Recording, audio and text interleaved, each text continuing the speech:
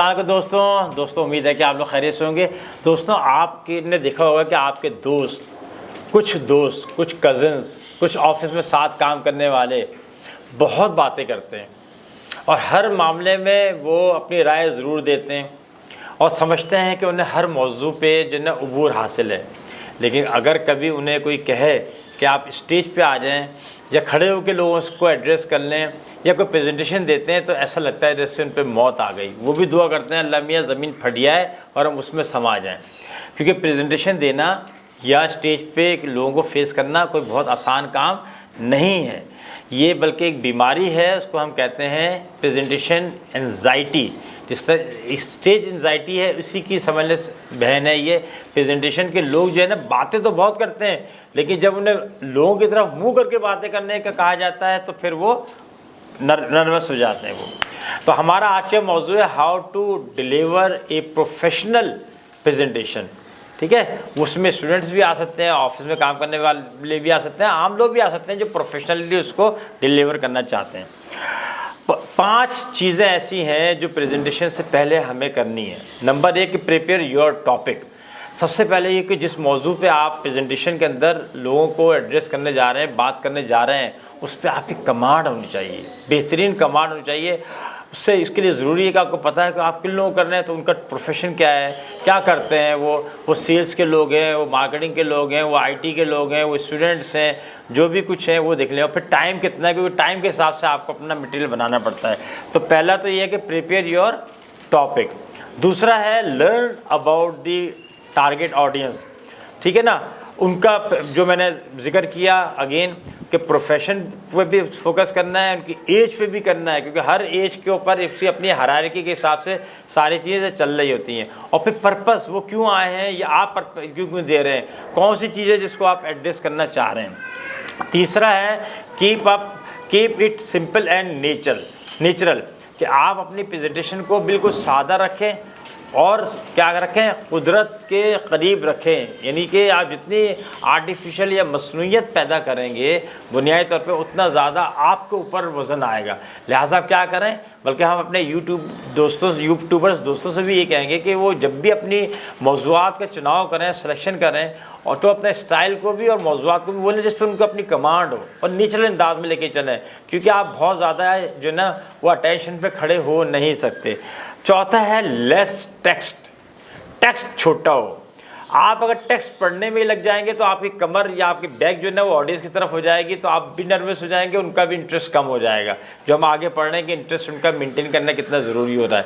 तो आप क्या आगे और क्या करें, सिर्फ बुलेट पॉइंट्स पे लेके चले, 3-4 अल्फाज से मुश्तमिल एक जुमला हो जो कि पॉइंट को, जो कि पूरी मायने को जाहिर कर रहा हो।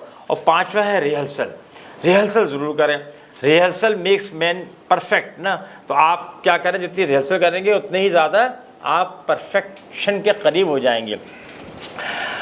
यकीन करें, मैंने बहुत लोगों को, स्टूडेंट्स को रोते हुए देखा है। जो लोग क्लास में अच्छे भी होते हैं ना, प्रेजेंटेशन वाले दिन अक्सर हो जाते हैं। वजह क्या, आंसुओं से रोते हैं। वजह क्या है, उन्हें आता तो है लेकिन उन्हें वो जब आता है जब उनका मुंह जो है वो होता है स्टेज की तरफ और वो पार्ट ऑफ दी क्राउड होते हैं, यानी क्लास का हिस्सा होते हैं। जब उनका व्यू चेंज होता है और वो जो क्राउड का पार्ट होने के बजाय वो क्राउड को फेस कर रहे होते हैं, तो वो सारे जो उनके दोस्त अहबाब होते हैं ना, वो उनका मगरमच्छ और सांप और बिच्छू नजर आने शुरू हो जाते हैं। और जब वो इशारे कर रहे होते हैं तो वो सब कुछ भूल जाते हैं, क्योंकि उन्होंने रिहर्सल इसकी की ही नहीं होती है।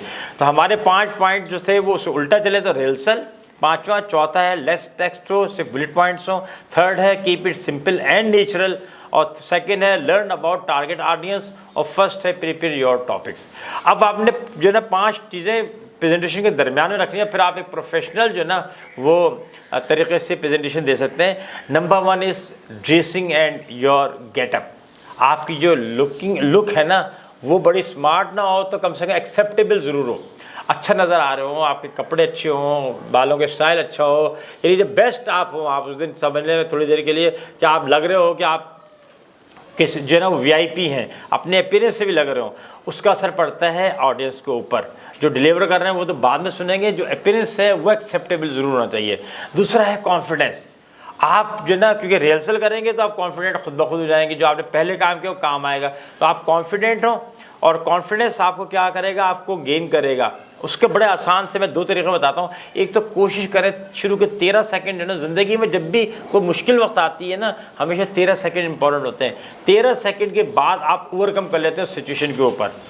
जितने भी ज़िंदगी में लोग गलत फैसले करते हैं वो 10 से 13 सेकंड के दरमियान ही करते हैं। जिसने 13 सेकंड गुजार लिए ना, वो फिर अमूमन गलत फैसले भी नहीं करते। और दूसरा ये है कि आप ये समझें, आप स्टेज पे है ना, तो आप समझें कि you are the most important person. आप कहें यार मैं इतने इंपॉर्टेंट हूँ, मैं इतना अहम हूँ कि लोग मुझे सुनने आए हैं। वो मेरा CEO बैठा हुआ है, वो मेरा डायरेक्टर बैठा हुआ है, मेरा बॉस बैठा हुआ है, वो स्टूडेंट्स बैठे हुए हैं। तो आप अपने आप को इम्पोर्टेंट समझेंगे तो इसका मतलब है कि आप में तो कुछ है ना, जब भी तो उन्होंने आपकी सुनने के लिए, क्योंकि बोलना मुश्किल काम है, सुनना आसान काम है। ठीक है, तो बोल रहे हैं आप, तो यहाँ सारा काम। नेक्स्ट है जनाब सक्सेस स्टोरीज़। लोगों के अंदर इंटरेस्ट पैदा करने के लिए और जो सक्सेस स्टोरी सुनाएं। आप जो बात कर रहे हैं उसका एक मिसाल दें, उसका एक वाक़या सुनाएं, छोटा सा हो। उसकी खूबसूरती ये है कि नंबर 1 तो वो पॉपुलर हो, लोगों ने सुना हो, और दूसरी बात है रिलेवेंसी हो, वो इसी मौजू से ताल्लुक़ रखता हो जिस मौजू पे आप बात करने जा रहे हैं। अक्सर हम भी देख रहे होते हैं कि कोई कहता कुछ है और बात कुछ और हो रही है, तो और सक्सेस स्टोरी किसी और चीज़ की सुना रहा होता है, तो वही ख्याल रखिएगा। चौथा है एआडा, AIDA। A for attention, I for interest, D for desire और A फॉर एक्शन। लोगों के अंदर ऐसे आप चीज़ पैदा करें कि लोगों की तवज्जो भी आपकी तरफ हो। आपकी तरफ तवज्जो होगी तो आपके सुनेंगे तो उनको आपकी बात में दिलचस्पी पैदा होगी, दिलचस्पी पैदा होगी तो उस पर अमल करेंगे। ये हमारा चौथा पॉइंट था। और आखिरी पॉइंट्स ये है, शो योर स्पिरिट। ऐसा लगे कि जैसे आप बड़े जो ना डायनेमिक किस्म की पर्सनैलिटी हैं, कभी मोबिलाइज हों, कभी इधर हों, कभी उधर हों। और मैं तो जब जाता हूँ और ऑडियंस के अंदर, तो मैं तो नीचे स्टेज से उतर के उन लोगों को भी जो ना वो आराम नहीं करने देता। और इस तरह के बहुत सारे हमारे साथी हैं, आप उनको भी मोबिलाइज़ करें ताकि वो ऐसा ना वो आप अपनी प्रेजेंटेशन दे रहे हो और वो अपना मोबाइल चेक कर रहे हो और उसको देख के मुस्कुरा रहे हो, ना कि आपकी बात से खुश हो रहे हो वो। तो आप क्या करें, एक्टिव होंगे तो लोग आपकी तरफ ज़्यादा तवज्जो देगी। कभी इधर देखा, कभी उधर देखा, कभी उधर देखा, कभी इधर गए, और पूरे स्टेज के ऊपर जो ना आप राउंड मारें। खड़े होकर सिर्फ ना दें, खड़े हों तो दोनों टांगों पर खड़े हों। तो ये सारी चीज़ें बड़ा जो ना इंपॉर्टेंट रोल अदा करती हैं। ये 5 पॉइंट्स प्रेजेंटेशन से पहले और 5 पॉइंट्स प्रेजेंटेशन के बाद। इन 10 पॉइंट्स पे अगर आप अमल करेंगे तो इंशाल्लाह ताला आपकी प्रेजेंटेशन जिस मकसद के लिए आप दे रहे हैं उसमें आप पूरे उतरेंगे और एक बहुत प्रोफेशनल जिन्हें प्रेजेंटर के तौर पे आएंगे। अपना बहुत सारा ख्याल रखें, खुश रहें, सलामत रहें। अस्सलाम वालेकुम।